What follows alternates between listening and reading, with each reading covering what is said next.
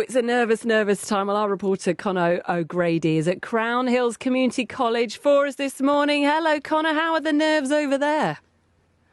Yeah, good morning, Joe. And I tell you what, walking through the doors this morning, I was thinking back to how I felt on my GCSE results day. Very nervous, and there was a few nervous faces ready to open their results. As you say, though, grades are expected to be lower than in previous years. This is the first time, of course, since the pandemic that grades will be determined by sitting public exams. And I've got two brave students with me now, Adam and Daljit, and they're going to open their results live on the radio for us this morning. We'll start with Daljit, if that's all right. How are you feeling? Quite nervous, but I'm also excited to There you see. go. You've opened the brown envelope and you've got the grades in front of you. How have you got on? Oh, I've done really well. I'm so proud. I've got a 9 in photography, a 7 in maths, an 8 in art. I'm really proud of myself. Fantastic. Yes. Relieved? Yes, I'm very relieved over the 6 weeks. I'm so happy with the outcome, and I'm so excited to see the next chapter in my life. Just explain to us how proud you are and how put this into context for us. Were you expecting to get these grades, or is this perhaps better than you anticipated? Well, I am quite proud of my results, and I was expecting these grades as I worked really, really hard for them. Like every day I'd come home from school and I'd revise. So I think this is a true reflection of my hard work, and I'm really proud. And I hope my parents and family are really proud of me. Yeah. And what are you going to do now, Daljit? At QA, I'll be studying law, business, and art. As the whole world went into lockdown, I took opportunity of the free time I had at home, and I launched my own small business called Decorum. And I also worked with Pathways EM to promote people to come back into Leicester after lockdown.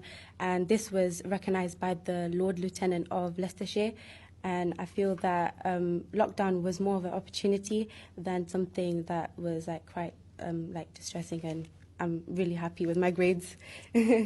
Finally, what's it like to launch a small business in lockdown? That must be quite a challenge, especially for a teenager like yourself. Yes, there were loads of challenges that I had to overcome, but I had the support of my family, especially my uncle, and I feel that there were loads of small businesses starting, so I had the motivation and the support I really needed, but there were loads of hurdles I had to overcome as a result of that. Yeah.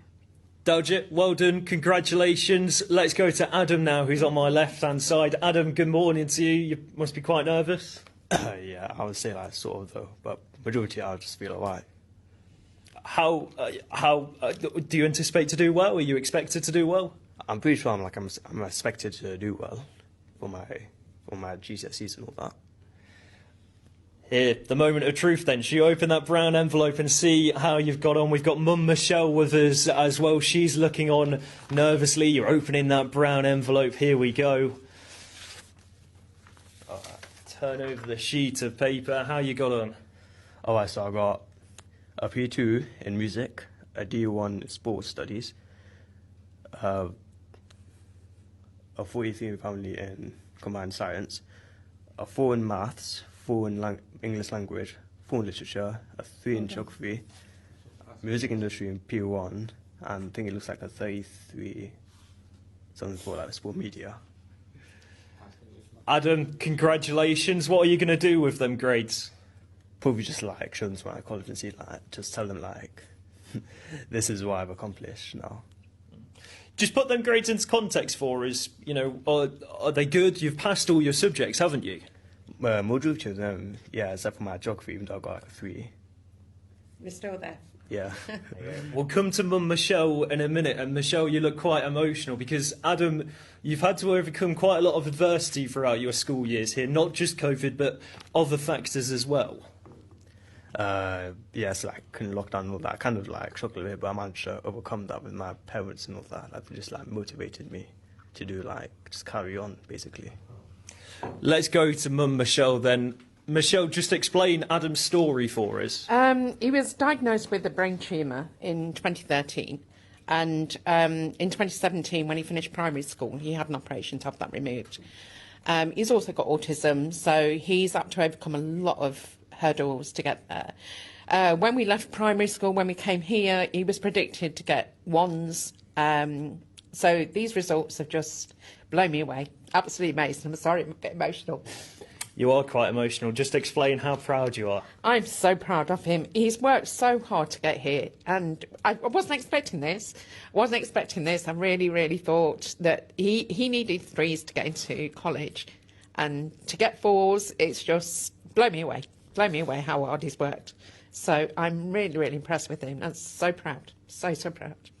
It's a special moment, isn't it? Let's go to the assistant principal, Mohammed Patel, here at Crown Hills. Mohammed, just explain first how proud you are of these students. Extremely proud, and I think the emotions there of mum and the young individual says it for itself, and that's exactly what we're here for, making the difference to young people's lives and all children, and that's exactly what we're doing here at Crown Hills Community College. So, yeah, extremely proud. Of course, this is the first time as well that public examinations have been held since before the pandemic, since 2019. These students have had to overcome a lot over the past few years. Of course, and it's the hard work of these young individuals and also the people behind the scenes. So we can't forget all of the public sector workers, all of the NHS, etc. They're putting all the hard work, and all the members of staff really who've had to work despite their difficult circumstances as well. And, you know, we feel for all those people that may have had losses and have worked so hard through these difficult times. But back to, if you like, to some sort of normality. And again, extremely proud to see these, because these are the moments that we all look forward to as well, opening those envelopes and, you know, seeing that our hard work has paid off. And again, here are 2 examples of 2 young individuals with different circumstances but worked extremely hard and can be extremely proud of their achievements. Of course, there will be some students today who perhaps have not got the grades of which they wanted, of which they expected. There might be some listening right now. What would your message be for them? I think my message to them is exactly what we say to all of our students here at Crown Hills as well, is do the best you possibly can, be proud of whatever you've achieved. And, you know, I like to often say, and I use my analogies and examples, it's like trying to get to a destination. So if your sat-nav tells you the road is blocked in one direction, then there will still be a way to get to that end point. So keep working hard, keep doing whatever you need to do.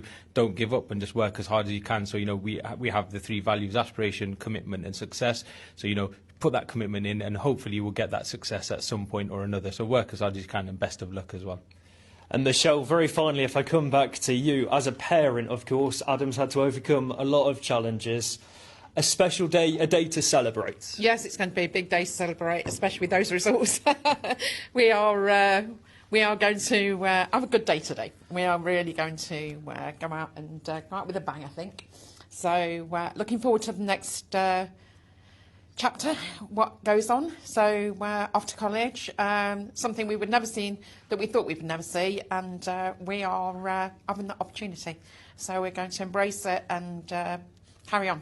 It puts it all into perspective, doesn't it? It really, really does put everything into perspective, especially when you got to work with the challenges like he has done. So it's really, really important that, that we celebrate these children. These children have worked hard. They've been through lockdown. They've had a lot of things to deal with, especially here, but school has been amazing. Their commitment and their support has been unbelievable throughout. So it's just really, really good. And it reflects in this these grades for both of these and all of the others. So really, really good. Guys, congratulations. A day to celebrate after all the nerves. A day which many thousands of students in and around Leicester, Joe, will be waking up quite nervous.